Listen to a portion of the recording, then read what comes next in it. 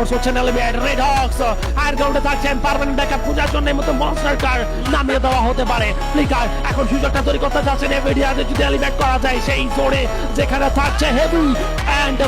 And zone পেয়েছে তারা। যদি এভিডিয়া তারা এলিভেট না করে তাহলে কিন্তু আরএসকে দের জন্য বিপদ।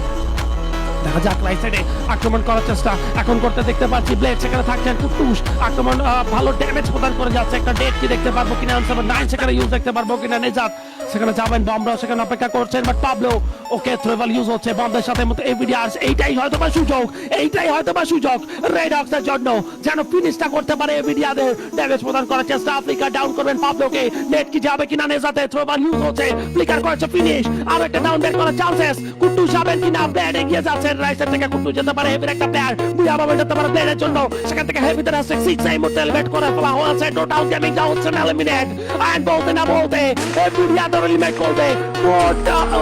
মাই গড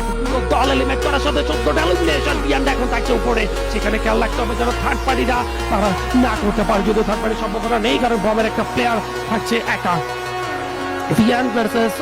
রেড হক্সের এখন একটা কিছু ফাইট আমরা লক্ষ্য করতে পারবো সেখান থেকে মেন্টার ইউজ হচ্ছে ব্লেডের কাছ থেকে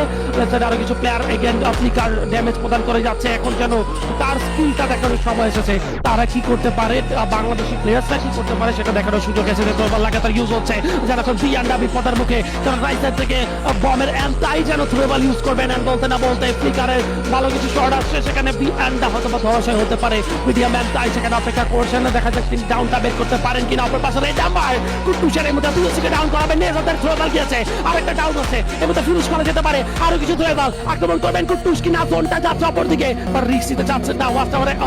টাওয়ারে কিন্তু এখন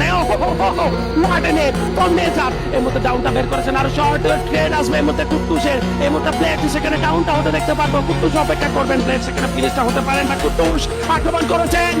ডগের কাছ থেকে ডাউন আসছে নেজার ট্রেড নিয়েছেন M5 এর মাধ্যমে ফিনিশ করেছেন এখন কি প্লেয়ার হবে কিনা লাস্ট প্লেয়ার এন্ড বলতে বমে সে প্লেয়ার দুইটা কিল সেখানে ফিনিশ করে ফেলেছেন ভিতরে ঢুকেছেন প্লেয়ার এন্টি করছেন লেফট সাইডে কুটুস আন্টি করতে পারেন ফিনিশ করতে পারেন অলরেডি নেজাদের ফিনিশ সেখানে আসবেন সেই